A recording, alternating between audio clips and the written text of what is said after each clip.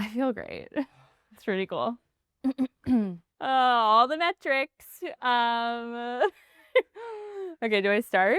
Ad pods. Take one.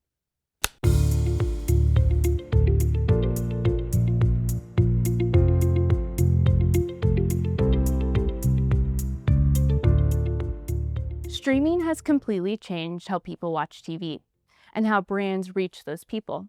But as viewing shifted from traditional to streaming TV, programmatic infrastructure struggled to keep up. For years, we lacked a standardized approach to signaling ad breaks. You probably experienced the consequences.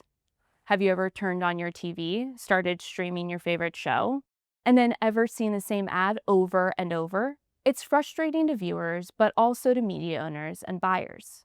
Hi, I'm Sondra Kinney, Senior Product Marketing Manager at Index Exchange.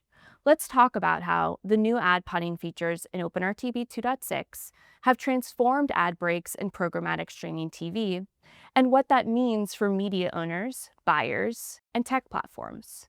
When streaming TV first took off, the programmatic ecosystem had to move quickly and adapt standards like OpenRTB 2.5, which was built for the web, to TV, which led to the issues I've just mentioned.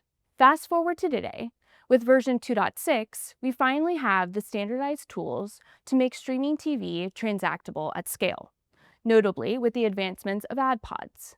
In streaming TV, we refer to ad breaks as ad pods. Pod bidding is a process of filling those slots programmatically. OpenRTB 2.6 introduces the concept of flexible podding, which allows media owners to define the geometry of their ad pods. Media owners all have different monetization needs and preferences for how many ads they show to viewers. Flexible podding allows them to dynamically construct ad breaks to maximize revenue while also maintaining a good viewer experience.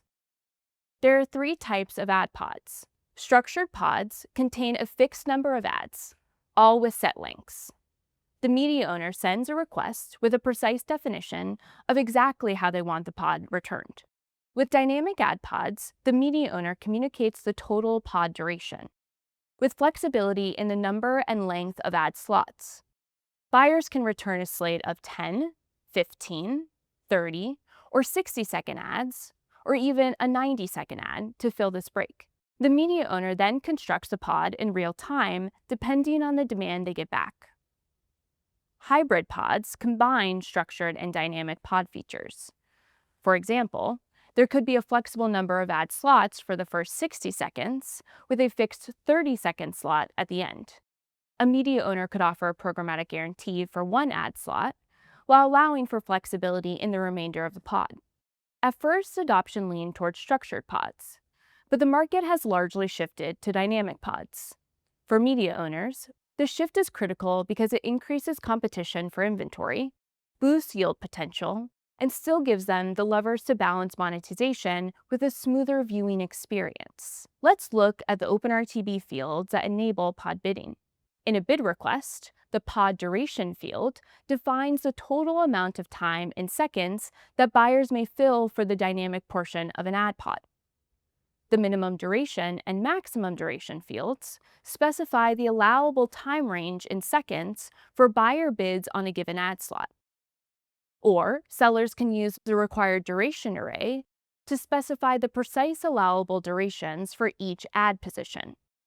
This is useful for live TV scenarios where non-exact ad durations result either in dead air or truncated ads. The max sequence field indicates the maximum number of ads that can be served in a dynamic ad pod. Finally, dynamic podding calls for dynamic pricing. The minimum CPM per second field allows media owners to specify dynamic bid floors based on CPM per second, so that the floor price scales linearly with the duration of creatives. Alternatively, the duration floor field allows media owners to specify pricing for creative durations in many ranges, rather than a linear scale. Version 2.6 also introduces positional transparency. In linear TV, everyone knows that the first and last ad in a break or the first and last break in a show are premium positions. Until recently, buyers could not target those spots programmatically, and media owners could not monetize them properly. OpenRTB 2.6 changes that with optional fields that delineate between multiple pods and slot positions. The pod ID field allows media owners to assign an ID to each ad pod so that multiple pods can be sold within a single bid request.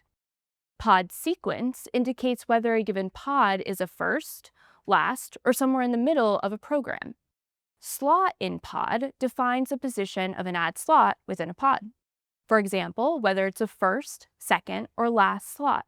On the flip side, media buyers can decide which pods to bid on and use the slot and pod field in their bid responses to target specific positions. Pod bidding means media owners can dynamically construct each of their ad pods on the fly, based on buyer demand, their individual monetization needs, and ad load preferences.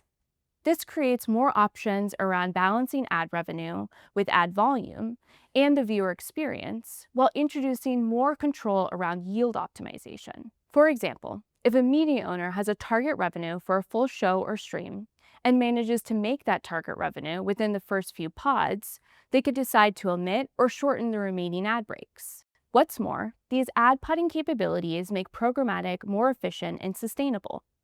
A study we conducted with Publica and the Trade Desk found this efficiency reduces ad selection carbon emission by 84%. That's because before ad podding, an ad server might send 8 bid requests for an ad break to 3 SSPs, creating 24 calls for that single break. With pod bidding, that flattens to just 3 calls. So it's not only about revenue and experience, it's also about reducing waste and making streaming TV more sustainable at scale.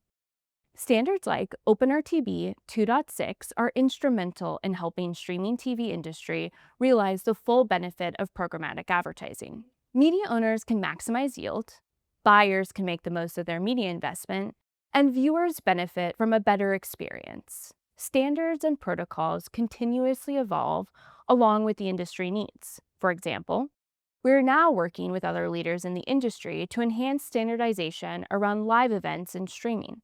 It's important for everyone to adopt the latest guidance and features so that we can continue to scale programmatic streaming TV.